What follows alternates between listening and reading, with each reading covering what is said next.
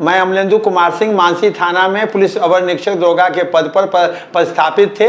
वहाँ विक्रम कुमार नामक युवक को फर्जी बहाली कर फर्जी बहाली कर उसको स्टेशन डायरी में योगदान थानाध्यक्ष दीपक कुमार द्वारा लिया गया, जिसमें मुंशी विश्वबोध पाठक और मैंने विरोध किया।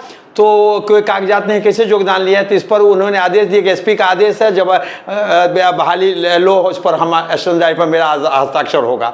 उसमें फर्जी बहाली ले ली गई। बाद में नया योगदान लड़का सब योगदान किया था, उस बताया कि सर ये फर्जी है, इसका बहाली नहीं हुई, कैसे इसका इसको योगदान लिया गया है। तो इस बात को हमने फर्जी नया पीएसआई के साथ जाकर, नया दरोगा के साथ जाकर डीएसपी सुमित कुमार एवं एसपी अमतेश कुमार सभी को अवगत कराया कि सर फर्जी बहाली हुई है, और सभी के साथ वीडियो भी था व्हाट्सएप पर डाल। तो इसको जो है अवसर से जांच कर कार्रवाई किया जाए। उस पर वो कोई कार्रवाई नहीं, रफा दफा होगा। इस मामले के लिए मनोज मिश्रा आरटीआई कार्यकर्ता और मीडिया के लोग आए, भनक धीरे धीरे मिली तो उनको भी हम सारी अवगत कराए और वीडियो स्टेशन डायरी सब बताए और सब दिखाए उसकी इस ढंग का योगदान है, सारा वीडियो है, सारा चीज प्रूफ है।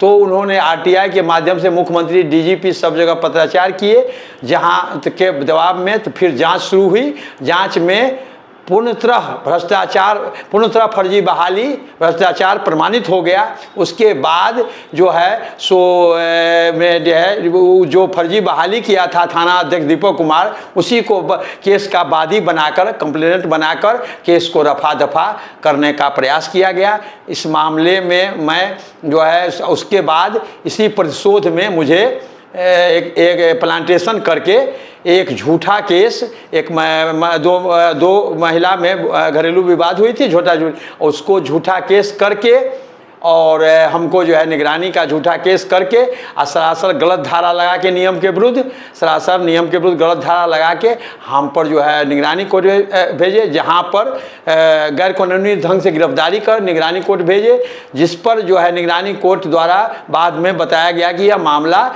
में विजिलेंस का अधिकार नहीं है और निगरानी केस नहीं बनता है इनके विरुद्ध। उसके बाद जो है सो हमने न्याय के लिए हर जगह दरवाज़ा खटखटाए, हाई कोर्ट के चीफ जस्टिस को लिखे, सुप्रीम कोर्ट डीजीपी साहब भट्टी साहब से मिले, उनका भी आदेश निर्गत हुआ। सारा आदेश को और सारा निर्दोष होने के बाद भी सारा आदेश को जो है विभाग के डीजीपी से भी मिले, सारा आदेश को खुल्ला उल्लंघन डीआईजी बेगूसराय और एसपी खगड़िया एवं एसपी रोहतास द्वारा खुल्ला उल्लंघन किया गया और तथा मुझे घोर अत्याचार मुझ पर किया जा रहा है। वर्तमान में ये जो हमारा अवकाश होना चाहिए, हमारा मौलिक हम एडमिट हो गए, हमारी बीमारी के इस ढंग के अत्याचार से हम गंभीर रूप से बीमार पड़ गए, अवकाश का अनुरोध किए, वो अवकाश से भी हमको जो है रोहतास एसपी वंचित कर अत्याचार कर रहे हैं और जीवन यापन भत्ता निलंबित, जीवन यापन भत्ता बंद कर भी अत्याचार हुई है।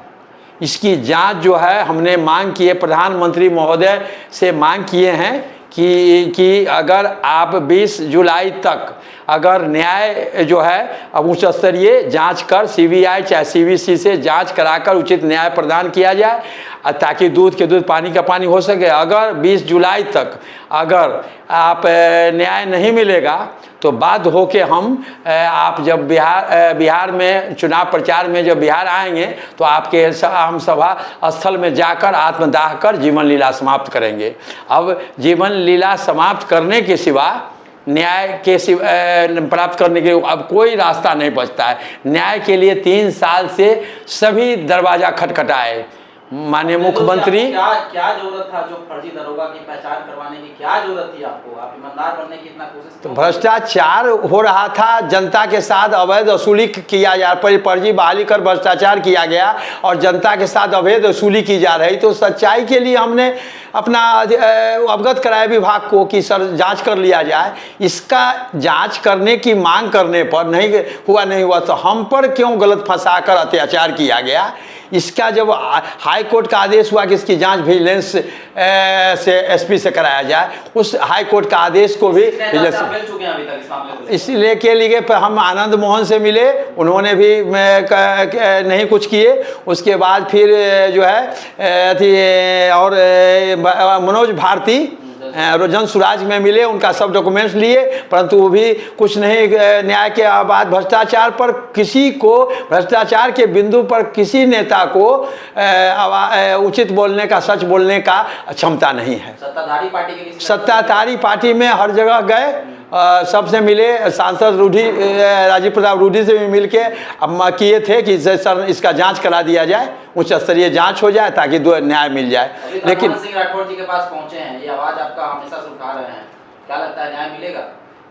इस सरकार में तो न्याय मिलने की संभावना नहीं है। केंद्र सरकार से भी हम आग्रह किए हैं, न्याय मिलने की संभावना नहीं है। राष्ट्रीय मानवाधिकार आयोग, राज्य मानवाधिकार आयोग, उससे भी हमने 50 लेटर देकर अनुरोध किए न्याय के लिए, परंतु वो लोग भी न्याय से नहीं कर पाए।